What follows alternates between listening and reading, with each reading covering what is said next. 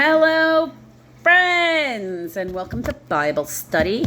We've got the NIV, 1 Corinthians, chapter 9.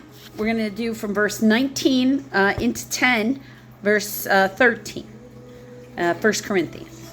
In case I didn't say that, because sometimes I don't remember. I'm looking at it, so, my brain does not remember that you can't see it. This is sort of backstory, because we always have backstory.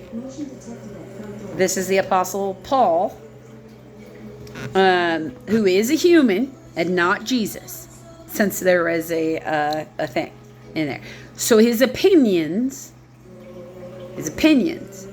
are not the same thing as law. I invite you, I don't always have, me and Paul don't always agree. Sometimes I feel like he contradicts Jesus in what he's saying. But I also recognize he was a human and flawed, like anybody else in the world. He was a Pharisee. Before he was the Apostle Paul, he was the Pharisee Saul. And Jesus had to do a divine intervention on this man because he was running around trying to get people murdered for blasphemy. So, and I find that to be very interesting because so much of what informs of what people, the world, and us are informed with, this is what it is to be Christian, comes from this particular individual. And I think as a society, we're sort of in a different place now when we're looking at people. We're starting to get to a place, and I think actually Jesus would be quite happy about this. I know a lot of people in the world are like, no, Jesus would feel like the world was awful. Jesus' commandment was to love one another. And we're in this place where we're having these conflicts with people because humanity has finally decided, no, you will not treat me like I'm not a human. You do not have the right to continue to try to traumatize me. That's not love. And I'm not going to accept you telling me that it is. Now, we go too far sometimes and we want to, demonize the other person when middle ground and love one another. Like, people are messy. You love them anyway. We are pack animals. You need other people. That kind of thing still holds true. But I think it would be quite pleased with the fact that we're all worried about healing. Those ones who think that we're getting too soft, I think you need to go back and relook at what Jesus was. Jesus was not what the Old Testament people were looking for, which is the warrior king who was going to come in and light up the Ark of the Covenant and drive the Romans out with force. He said, love one another. You only get to define you. You don't get to be offended by what other people feel they are. If you're worried about who other people think they are, you're on the wrong track, buddy. You're on the wrong track. You define you, and only you. They define them. Only they get to define them. Only you get to define you. If you're not in the love vibration and you're not looking for ways to accept them, you're not looking for excuses to treat them nicely, if you're not looking for ways to give them respect, then you're not in the right vibration. You're not following Jesus anymore. You're not in the love vibration if you're trying to dominate and force. You're not going to find a scripture that tells you have to dominate and force. That's not from heaven. Domination and force is from the opposition. Chapter 9, verse 19. Though I am free and belong to no man, I make myself a slave to everyone to win as many as possible. To the Jews, I become like a Jew to win the Jews. To those under the law, I become like one under the law, although I myself am not under the law. So to win those under the law. To those not having the law, I become like one not having the law, though I am not free from God's law, but am under Christ's law. So he's not under Mosaic law. When he says the law, he's really kind of like talking about Mosaic law for the Jews. And the other ones, Depends on what country he's in. Roman laws. He was a Roman citizen, so he was covered by Roman laws. He grew up his whole life a Roman citizen. So as to win those not having the law. To the weak I become the weak to win the weak. I have become all things to all men, so that by all possible means I might save some. I do this for the sake of the gospel, that I may share in its blessings. So in therapy, we would call that a mirroring technique. And it's not unheard of. In fact, that's part of the function that ministers have, is to bring some faith-based therapy to people who need it, to the people who can handle it and the people who can have it. He's doing that. And when in Rome, do as the Romans do. Because Jesus appeared to Peter and say, do not say something is unclean that I have made clean. You don't need to become a Jew to become a Christian. And that is what the Jewish people were proposing. And Paul said that's not necessary. Jesus said it wasn't necessary. Peter said it's not necessary. That's why it's not supposed to be necessary now. Because this was decided then. These letters are written when it was still being decided. When what we are calling Christian was not yet firm. I do all this for the sake of the gospel, that I may share in its blessings. Do you not know that in a race all the runners run, but only one gets a prize? Run in such way as to get the prize. Everyone who competes in the game goes into strict training. They do it to get a crown that will not last. But we do it to get a crown that will last forever. Therefore, I do not run like a man running aimlessly. I do not fight like a man beating the air. No, I beat my body and make it my slave, so that after I have preached to others, I myself will not be disqualified for the prize. What he's saying there is, words and actions need to be in alignment to show God that you're just not preaching it, people. You can't just preach it, you got to live it. So he's telling us he lives it. He doesn't just preach it. He has to have his own self-discipline. There's no amount of preaching he can do and then go sin and still get into heaven. If he's telling you you can't do something, or you shouldn't do something, he's not doing it. Warning from Israel's history, chapter 10, verse 1. For I do not want you to be ignorant of the fact, brothers, that our forefathers were all under the cloud that it was God when they were traveling through the desert in Exodus, and that they all passed through the sea, the Red Sea, Moses, again the story of Exodus. They were all baptized into Moses in the cloud and in the sea. Moses was their prophet. He was their leader.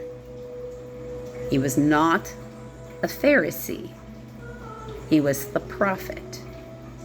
No Pharisee activated the Ark of the Covenant. Only Moses could talk to God. Aaron couldn't. Miriam couldn't. And there's not a matter of maybe they could. They claimed they could. God called them to carpet. Gave Miriam sores as an example of what will happen. And then told Aaron he could never go to the promised land. To make that clear. They all ate the same spiritual food.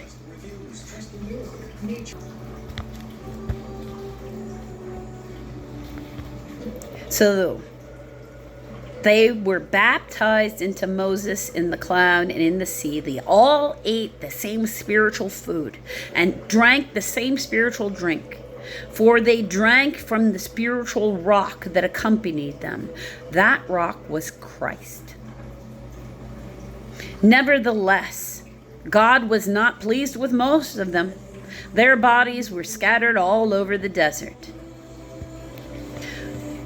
So he's saying, like, the Pharisees that Jesus had issue with. All right, so this is going to require a little bit of different of an explanation.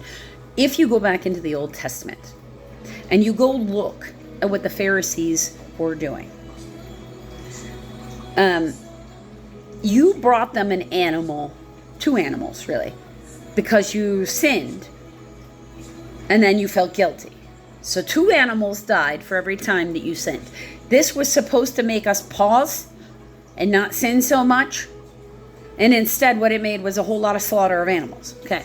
You brought these animals to the Pharisees. These animals were then, anointed and blessed and all kinds of other things. And then they were brought to specifically Pharisees. So Pharisees and Sadducees both have to be in the tribe of Levi. So it's a specific closed group. You don't get elected and just get in. Sadducees only believe in Mosaic law, do not believe in anything spiritual whatsoever, very much like our senators. I'm not saying that we don't have senators without belief, but we expect senators to be following the written law that's part of the Constitution of America, or be making adjustments to the constitutional law if there needs to be something. Not just willy-nilly in their mood for the day deciding what the laws are. Like we don't want that. And they didn't want that either. The Pharisees, like our ministers, our preachers, our priests, they believe. They have the faith. Okay, but also they were part of that Senate. They would then ritually kill these animals, and portions of them, predetermined parts, were meant to be sacrificed, where they were to be burnt completely to ashes. Small portions of those were put in these pots that were cooking off the side of the Ark of the Covenant in this pot. The Pharisee, usually, the priest, the Levitical priest, the direct descendant of Aaron, because that was the only one who was allowed to do these things, unless there was some other extreme condition. Like if it was Passover and everybody was there, then yeah, you could get other people involved if you only had 2 priests at the time, because you're talking about how many children did the one who's in charge have? And how many children did they have? Because that's the gene. You can't bring in new. That's it. It's in there. These are all parts of what Jesus destroyed. So I need you to, that's why I'm explaining it to you. In this pot, this portions of whatever that animal was, or whatever vegetable that was, or whatever, if it was bread, if it was, whatever you brought, because it wasn't all animals. Sometimes it was, fruits or vegetable, because well-rounded diet for the Levitical priest. What people brought in, this is what they ate. They didn't have land. They weren't supposed to be really earning money. If the place got money, it was supposed to be the upkeep of the temple and to make sure it could supply the needs of the Levitical people, because they were never supposed to be owning land. Did you understand? The Levite priest, the Levitical priest who had this stuff cooking on the side, he ate that. In the Catholic community, we'd call this sin eaters. That didn't come out of nowhere. That came from this. It is an actuality why you do the Eucharist if you are indeed a Christian watching this. Because when you break the Eucharist, like Jesus broke the bread, right? This is my body, which will be given up for you. My body, it's a symbol. This bread, this wafer, it's now a symbol of Jesus. That during the course of the Eucharist becomes Jesus, which you then eat.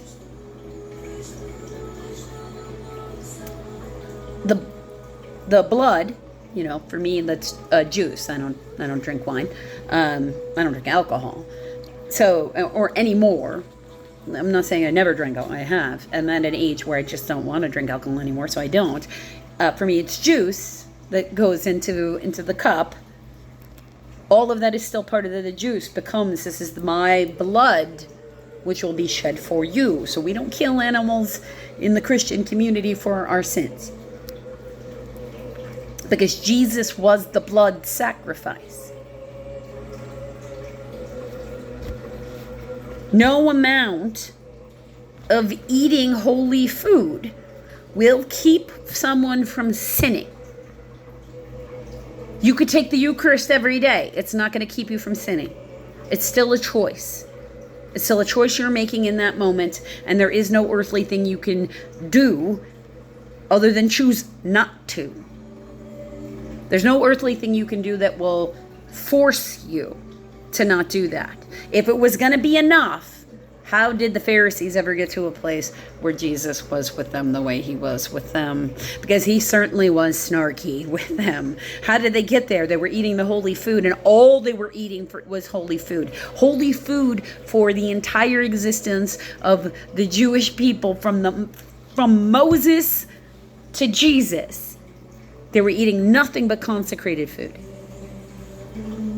How did they become the way they were if it was going to keep them from sinning? There's no amount of preaching that one can do. There's no amount of one physical object that you can do that will keep you in a state of purity. That's what he stated. And I don't disagree with him. Because I said, sometimes I agree with Paul, sometimes I don't. He was a person. He wasn't perfect. I can see it just in what I'm reading. Now these things occurred as examples to keep us from setting our hearts on evil things as they did. There's a free acceptance within the Jewish community, even at this point. Even before this point, you go back to the book of Nehemiah, where they stand there in a group, and they literally admit the sins of their forefathers. They don't try to excuse them. They say their forefathers were awful, and they write a whole brand new contract with God because they felt their forefathers were awful. If you cannot admit this somewhere in your history, and I'm going to tell you, I've done a lot of genealogy on mine, so invariably, it's going to be somewhere in your history. You're going to have at least one person who was a completely terrible person. Might have been understandable for his time. But understand, the further back we go in history, the more acceptable it was to treat others like garbage. It's not something we're supposed to be trying to repeat. That's not honoring our ancestors, and it certainly isn't following the path of Jesus. He came in because people in the past then were at what God felt was the ultimate level of depravity. You might want to think that's now. I think you need to go back and look at where we were. If you cannot be just legally grabbed off the street right now by somebody who feels they have more authority than you because of where you were born, and they can just stand there and have you as a party favor where they can skin you alive with their friends and there will be no repercussions to it whatsoever, then your world is in a better place than what your ancestors had it. Because if you were in the wrong class that was completely legal 2 generations before Jesus was born, so come again about the past is better. We are still becoming humans. We're not actually there. When we act like Jesus, then we're acting like how humans are supposed to act. So, do not be idolaters, as some of them were, as it is written. And this is got to be careful with those secret societies, because they find these rituals. And they find them in the past. And oh my God, this is amazing. We'll do this. But not all throughout history, even Jewish history, where they were God's chosen people, were the leaders and the priests actually worshiping God. The surrounding area was idolaters. Whenever it says in the Bible that they betrayed, you have to look at that time frame in history and look at when that document is from to see if you should be repeating this. Because you could be inadvertently worshiping Baal and Ashtoreth. If you can't admit that that was what's in the ancestors, as the Jewish people freely are doing, so I'm not showing shade there, because they flat out say they will, and Paul's flat out saying they will, that they have, and we're supposed to learn from it and not repeat it. If you're not doing your research to see if they were worshiping God there, if you're not coming back to this book and checking it with the documentation and time frames in history, you are stepping into a pile of mess. The people sat down to eat and drink and then got up to indulge in pagan revelry.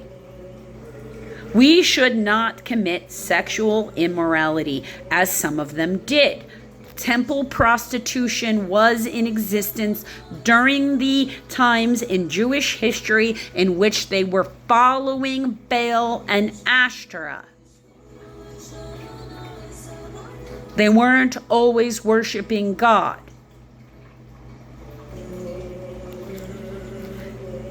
In one day, 23,000 of them died for that sexual immorality. 23,000 people died. You wouldn't know that if you don't go back and read. We should not test the Lord, as some of them did, and were killed by snakes. Do not grumble, as some of them did, and they were killed by destroying angels, or a destroying angel. These things happened to them as examples and were written down as warnings for us, on whom the fulfillment of the ages has come. Jesus' birth, life, and death is in fulfillment with the scriptures. There's not another, for me anyway. Jesus will come again. I'm not looking for a secondary Messiah. Some people are still looking for their first Messiah. In my opinion, Jesus has come. Paul is saying, in his opinion, Jesus was it. So if you are standing firm, be careful that you don't fall. No temptation has seized you except what is common to man. And God is faithful. He will not let you be tempted beyond what you can bear. But when you are tempted, He will also provide a way out so you can stand up under it. If you feel like you're being tested and all you've got in front of you is bad options, it means that maybe you're not looking in the right locations. Because if God's bringing you to it, He's going to bring you through it. And it's just going to be a matter of how you weather it. And the reality, being in this Christian faith does not mean you will never have problems. It means you're never going through those problems alone. And if you walk through them with Christ, I've found anyway for myself, that it helps me weather the storms better. Because just like He could calm the storms in reality and walk right out onto that sea, no matter what the weather was, and then calm the storm. When I go and seek Him, the emotional storm that is in my thoughts and my heart, calm. And when I ask for something, I do get an answer. It might not be the answer I want, but it invariably ends up being the answer I need, because it leads me to the help I need in whatever I'm dealing with in that moment. So I encourage you to follow Him, not me. You can please follow me on this channel. Please come back and listen to me.